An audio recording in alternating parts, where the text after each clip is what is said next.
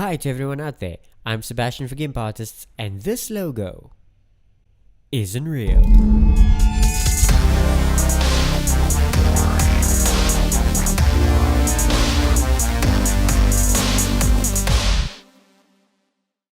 So hopefully you're a traditional artist who either draws on paper, canvas, toilet paper, whatever the case, you're thinking about expanding to the world of digital art, and now you're looking for the perfect drawing device. Most likely you've come across the extremely popular brand, Wacom. Wacom. Hello, my name's Doug Little. I head up PR here at Wacom Technology. And their tablet ranges such as the Bamboo, the Intuos, and the Cintiq. But look a little further and you'll find other manufacturers that have also made quite some good options. Three major ones that come to mind: the Microsoft Surface Pro, the Lenovo Yoga, and the Sony Fit or Sony Flip. Then there's that other one, and the focus of this review, the Acer R7. This is the Acer R7. Now bear in mind, this isn't the first model of its release. There was actually a previous version. Before this, it was just a fancy tablet. Only afterwards did they decide to upgrade the CPU, the RAM, give better graphics, add a digitizer. Quite the upgrade. There's a problem though. To the untrained eye, you're not going to notice a difference. These models look exactly the same. Only when you take it out of the box will you notice the difference.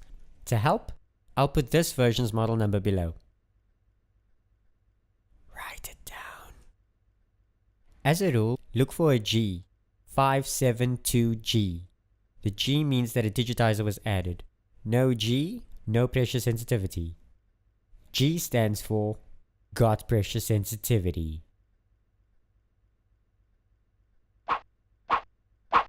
Behind the box. Moment of truth. The Acer. First thing you see is a page. How to turn on. How to use. We'll get there in a second. The laptop.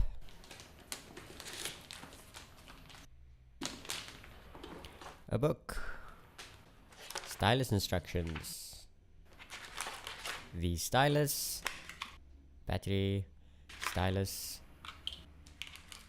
A converter. LAN port VGA. Cleaning cloth. Big cleaning cloth, big screen. The charger, typical size. A mouse, useful. And a typical South African plug. That's it. It's actually a lot of stuff if you look at it. Well, it is called professional, so...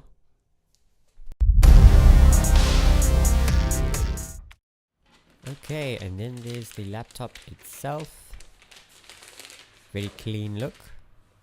Not much going on top or underneath, except for the logo at the top.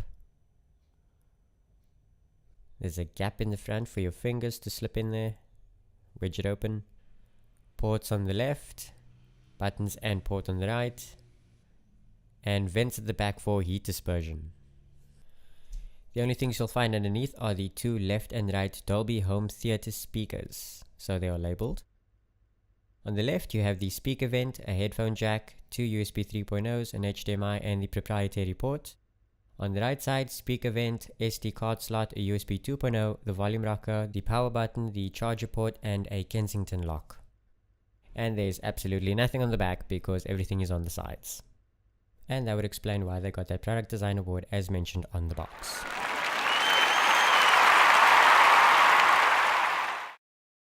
Using the gap at the front, you slip your finger in between and lift. Another page showing you the various display modes. The front left and right areas have magnets in them to keep the screen shut in place when closed, and another magnet behind the screen to keep it from flopping back and forth, although the hinge is quite strong. Let's go through the modes. First up is laptop mode. It will almost appear as a typical laptop with the exception of the switch trackpad and keyboard. The reason for this is explained in the next mode, the easel mode. This design is especially useful for touch and typing as it does away with the trackpad and the space that it takes up. Since the screen is closer to yourself, document editing has a better approach, suited to this setup. Next up is presentation mode, where you show the person opposite you what you're doing. Just flip the screen back and let them see. Alternatively, if you turn the screen around, it will just be a monitor in front of you and the rest of the laptop will be out of the way. This is good for touch input only when you don't need the trackpad or keyboard. Finally, you have tablet mode, pushing the screen all the way down until it rests against the base. Now, it doesn't give the complete feel of a tablet because the screen doesn't lay completely flat, but there's actually a slant because the hinge is there. This may be annoying to some, but if you're an artist, you'll see the advantage. Drawing with a tilt is always preferable. Otherwise, besides that, you have the regular start key beneath the screen which vibrates when pressed as expected. And thanks to all these various modes, that is why they have another award.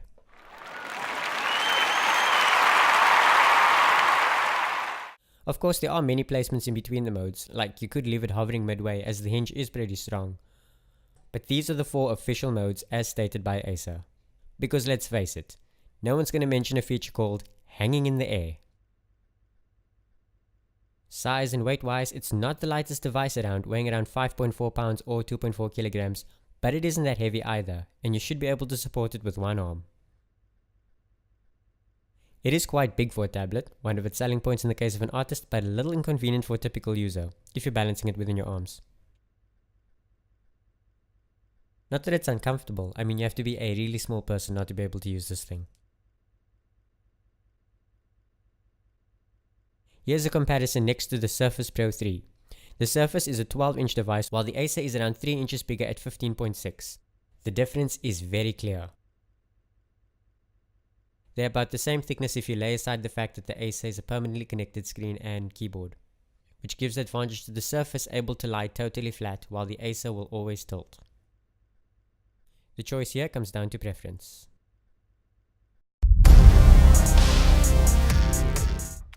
Spec sheet. As mentioned earlier, these models do vary, so it might not be the same specs. But in this case, it is an Intel Core i5 1.7 GHz with a 2.4 turbo, 15.6 inch Full HD IPS multi-touch display, 8 gigs of DDR3 RAM upgradable to 16, dual graphics with a 2 gig NVIDIA 850M and Intel HD graphics, a terabyte SATA hard drive, not a solid state, a 802.11 ABG and Wi-Fi card with Bluetooth 4.0, Acer Crystal Eye HD webcam, 4-cell Li polymer battery, and Windows 8.1 Pro upgradable to 10 of course for free within the year that they gave you to upgrade in. I kinda sound like Jerry there from Totally Spies. That will be all then.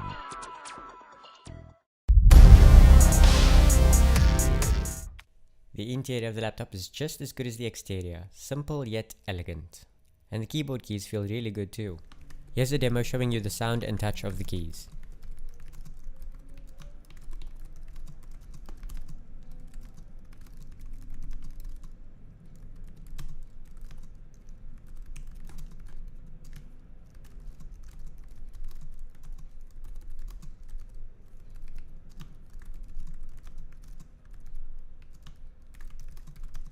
As for the function keys, the available options are: the left and right arrow keys are for changing the brightness, the up and down arrows are for changing the volume, F3 switches the wireless on or off, F4 is for putting the computer to sleep, obviously I'm not going to do that, F5 is for switching between multiple displays, F6 turns the backlight on and off.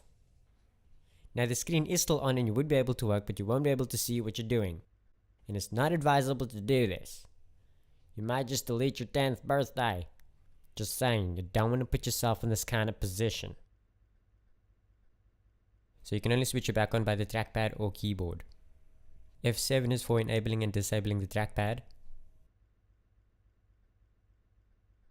F8 is for muting the volume. F9 is used for the keyboard backlight. Now there are 3 modes: bright, dim, and off. Now the illumination is automated by an ambient sensor, but you could change it manually using this key. Now for some reason this thing is causing a disco effect. Let's try a different angle. Bright, dim, off. F10 is for enabling and disabling the keyboard keys. And next to that you'll have numlock and scroll lock, which is obvious. The numpad area, and some media keys: play, pause, stop, previous, next. The trackpad, which they switched around so you will have to reach a little bit further to get to it because of the design, works just like a normal trackpad and supports multi-input gestures, such as zooming, bringing out the charms bar with a flick from the right, and switching between apps from the left, scrolling horizontally using the bottom of the trackpad, scrolling vertically using the right side of the trackpad, or moving a page around using 2 fingers sliding up and down.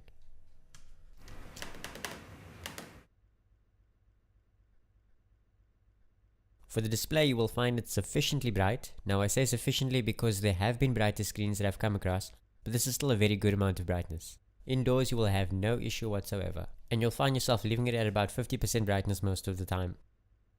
The screen is a brilliant Full HD 1920 by 1080 resolution, giving you a pixel density of 141.21. It's beaten by the Surface Pro though, with its 2160 by 1440, which gives a 216.33 pixel density. Both are clear though, and text will appear smoothly, and its color is very natural. The touch input is pretty much what you would expect, smooth, fluid, glitch free, interpreting your finger quite well.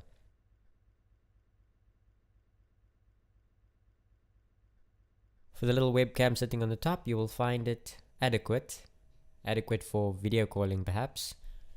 Just do not make a movie with this thing. Too late. Okay-ish. One very useful feature is that next to the webcam is a light which will light up when the webcam is active, so nobody can remote access your laptop and see you without your awareness. With the USB ports on the left side being 3.0, it will provide enough volts to charge the phone as fast as its own charger. Now one of these ports have a little battery symbol next to it, which basically means that the phone will charge whether the laptop is on or off or on standby. How useful is that? The laptop itself doesn't actually make much noise, and when its fans come on they are fairly quiet. The only time I really stressed it out was when gaming, and even then when the fans did turn on it wasn't that loud. And when I stopped gaming the fans quieted down very quickly. Efficient cooling.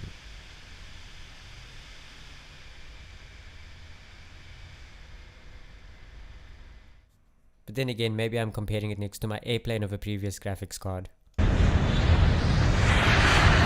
The battery life on this device is really impressive. Doing light office work, I was able to use the laptop for 4 hours and the battery only reduced to about 50%. Now of course if you use the laptop for intensive purposes it's going to drop faster, but you will still get a good amount of use. As for pre-installed apps, you will find a few extras that Acer might have put in, including their own software. AB Docs, AB Media, AB Photo, Acer Portal, Acer Scrapbook, Acer Touch Tool, Acer Explorer, Acer Screencast, Kindle, eBay, Zenio, TuneIn, Evernote, Music Maker, Spotify. Okay, some of them might have been installed by Windows. There are 2 speakers beneath the front of the laptop and vents on the side, so it's a stereo set. And it's actually really loud. In fact, it's insanely loud. It'll get so loud that you can't even stand it. If you're in a loud environment, you got nothing to worry about. Except maybe the people around you asking you to turn it down. That's 50%. 100%.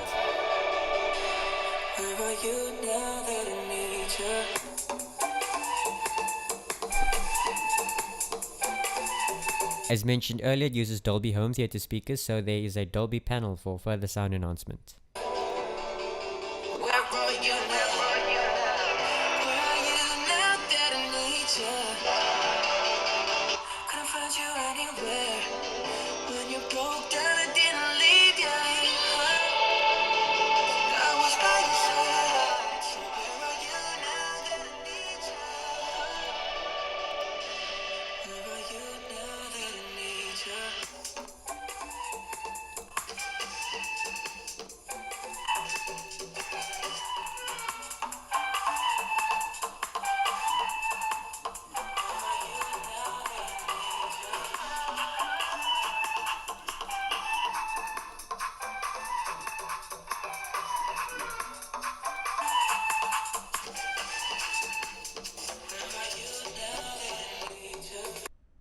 One thing I didn't like when plugging in the earphone jack was that there is no mic input. Only headphones, speaker out, and headset. The great thing about it being a tablet is that there's a volume rocker on the side for quick access to volume control. Found that pretty useful. So it's quick to turn it up and party!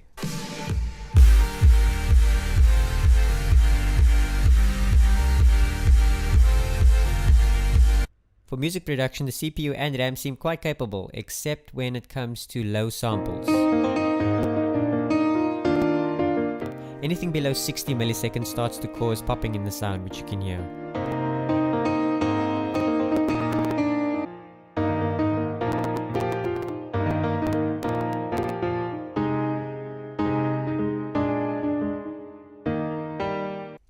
When using better audio drivers, in my case ASIO, then it starts to sound a lot better.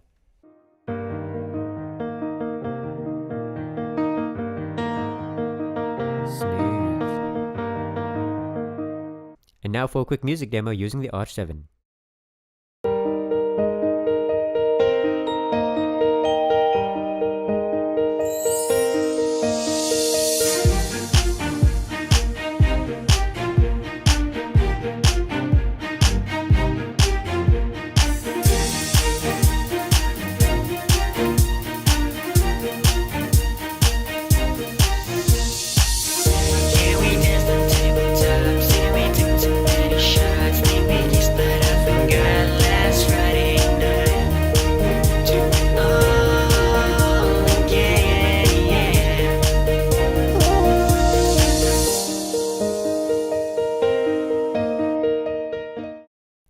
One of the tests I ran was the NVIDIA Dawn demo, which is basically a forest run through with a fairy dangling from a tree. Now in this particular case, the laptop took 38 seconds longer to load than the PC next to it, but the PC had a solid state hard drive whereas the laptop has a SATA. When the demo eventually runs, you will notice that the R7 has a choppier frame rate than the graphics card next to it, which is a Titan X. Now obviously the Titan X will perform amazingly well, but the R7 seems to be in the mid-range, skipping a few frames but still fairly smooth. Also take into account that this is a 25 frame per second video, so you won't actually see the true results, but it's enough to get the idea.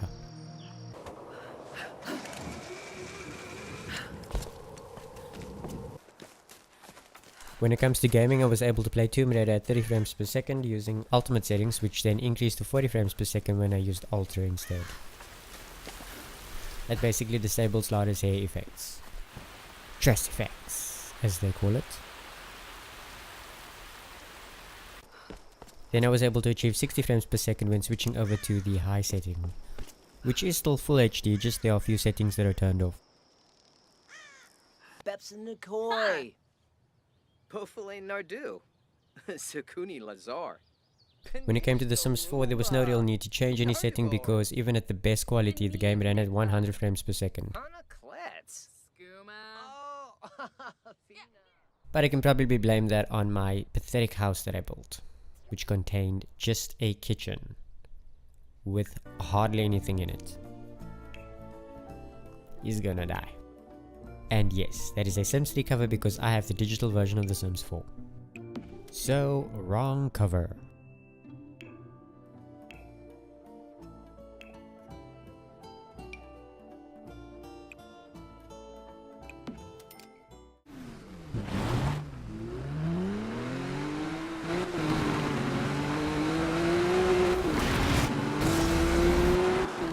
Strangely enough, when playing Need for Speed, the game seemed to be locked at 30 frames per second. It didn't really matter though because the game was still quite smooth and playable. All units, possible code 3 pursuit. I have a speeding vehicle.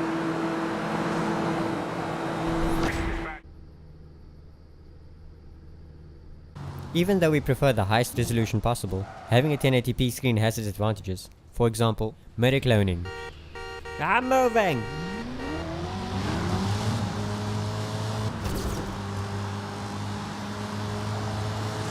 Mirroring the screen will look exactly the same on both, without straining the graphics. Because let's face it, the average screen in your house will be Full HD. Not 2K, not 4K. Most likely. Averagely. I don't know. Charge! Oh my gosh.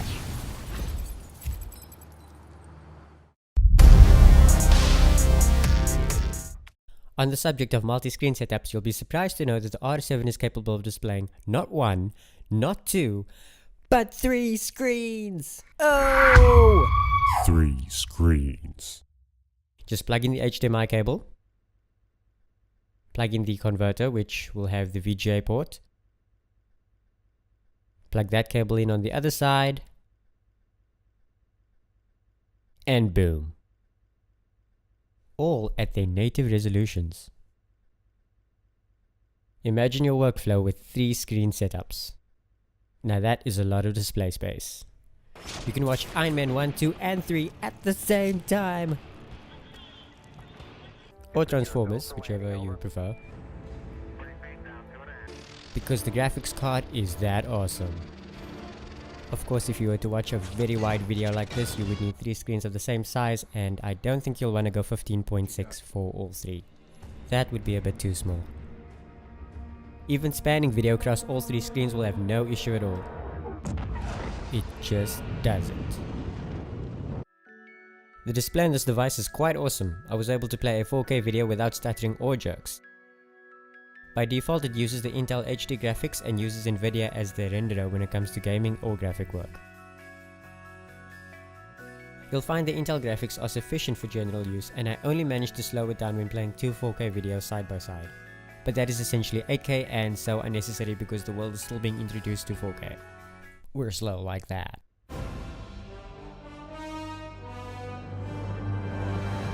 For playing back movies such as Blu-rays, you'll find that this laptop can do it with ease, supporting both resolution and audio. Now it's important to note that there is no internal optical drive, so you will need to get an external Blu-ray player. But one thing that you will find cool is that though the display isn't 3D, if you plug the HDMI cable into a display supporting 3D, you will be able to watch 3D movies.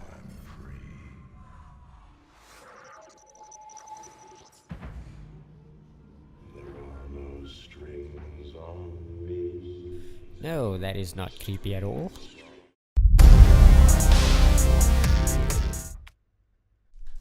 With video editing and graphic work, you will find the Nvidia is very capable of doing the job. Frames cache very quickly when video editing. Yes, this review was edited on the R7.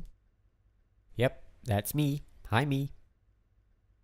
When it comes to using graphic programs, there will be times that you need to open the Nvidia control panel and specify which graphics card gets used. By default, it does assign what it thinks is best, but sometimes you will need to choose the right one because it doesn't always pick properly.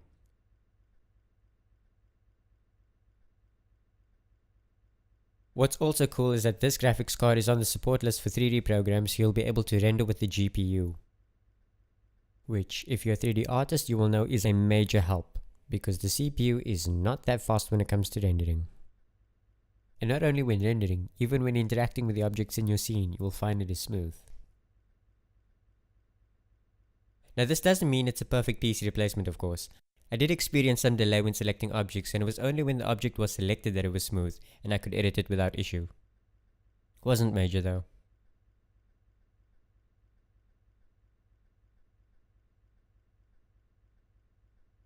What's even better is that because there's dual graphics involved, the rest of Windows interface will be smooth even while rendering. Because Intel takes care of things when Nvidia is busy. Also because of the dual graphics setup, there's an Nvidia panel in the bottom corner of the screen which shows you when an app is using the Nvidia graphics. This is definitely what you'd call a workstation, where you do work on the station. This car was rendered using the GPU of the Acer and it took 16 minutes 7 seconds. The same render on a Titan X was done in 7 minutes 21 seconds. Now this is an unfair comparison, but it's just to give you an idea.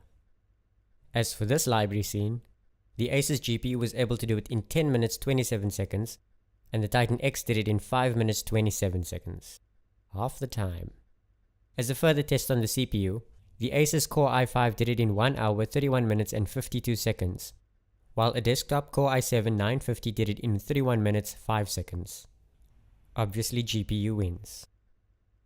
And on to the reason most people would consider this device: artwork! Having a stylus that has some kind of pressure technology makes it a viable candidate for digital drawing. The tech used in this device is Entrig, which Microsoft has recently acquired. In comparison, it requires more pressure than a Wacom, so you'll have to press harder to achieve the same thickness than you would with a Wacom. But this is an easy fix if you adjust the pressure strength. Problem is, this stylus doesn't have one. Microsoft may have released an app for adjusting the pen, but unfortunately it's limited to their Surface devices. So you'll just have to press harder until support gets better. Also, the buttons aren't configurable.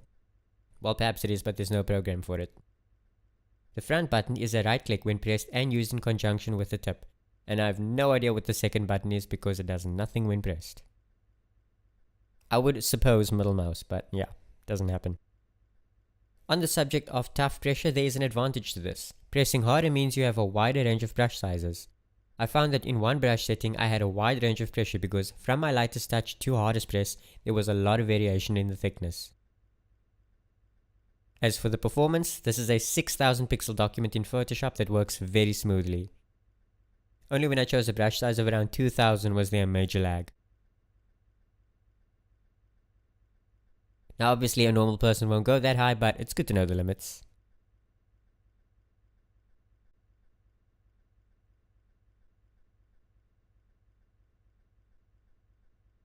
In GIMP I pushed it further, going for an 8000 pixel size image.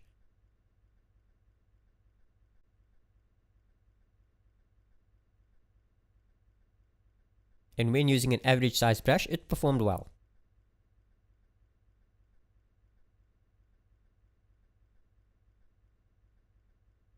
After a brush size of 1000 though, there was an extreme lag and it gets worse if you draw strokes quickly. But stick to the average size and you're fine.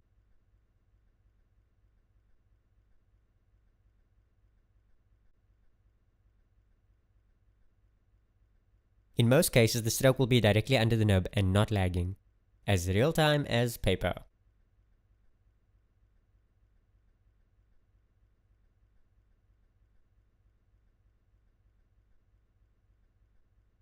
An issue that I did pick up when drawing was that when drawing small lines with Entrig, the cursor's hovering position isn't the same as its pressed position. There's a slight offset. When you press down on the screen, it jumps to a new location which is directly under the nib. Before, it's slightly away. It's a slight shift, but when drawing small things you will notice this. Almost like you misjudge where the nib really was. I've managed to replicate this issue on the Surface Pro, which means that it's an Entrig thing and not an Acer. The chances of you drawing something tiny on such a big screen is unlikely though. And if the need arises, just zoom in. There are ways around this problem, and in most cases you'll forget it exists.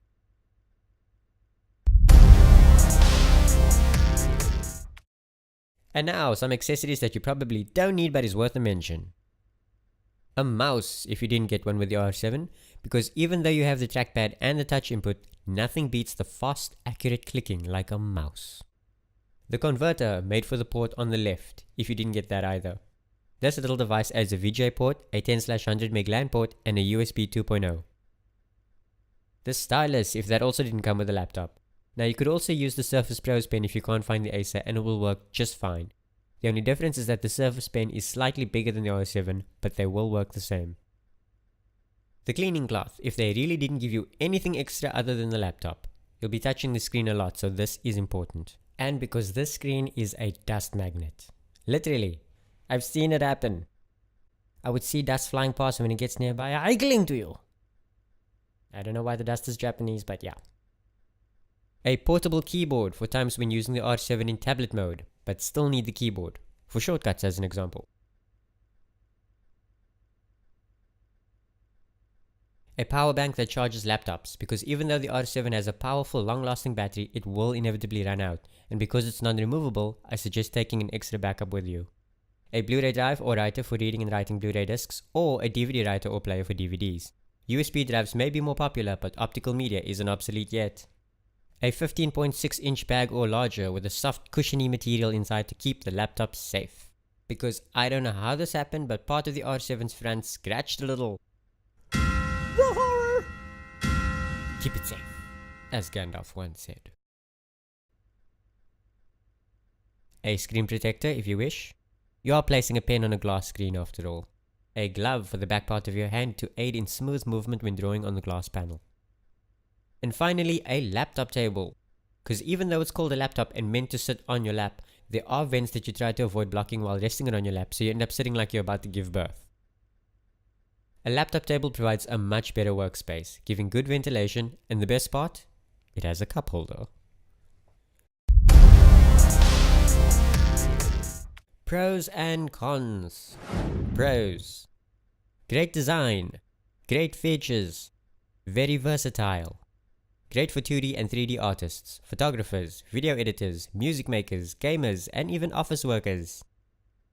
Cons. Core i5 instead of i7, and the i7 is paired with a lesser graphics card version, 750M. And it is a 2-core, so might as well be an i5. Slow hard drive. If there's anything you plan on upgrading on this laptop first, make it the hard drive. No mic input. Now you're forced to use a USB mic. And that's it. That's all I got. So, final thoughts. Is the Acer R7 worth getting? Sure. Have you not been paying attention? No, but seriously. The Acer R7 is a laptop/tablet that performs well in both regards. And I would recommend it any day. Thank you for watching. I hope you found this video to be informative and what you needed. Fun facts while you consider liking, commenting, sharing, and or subscribing.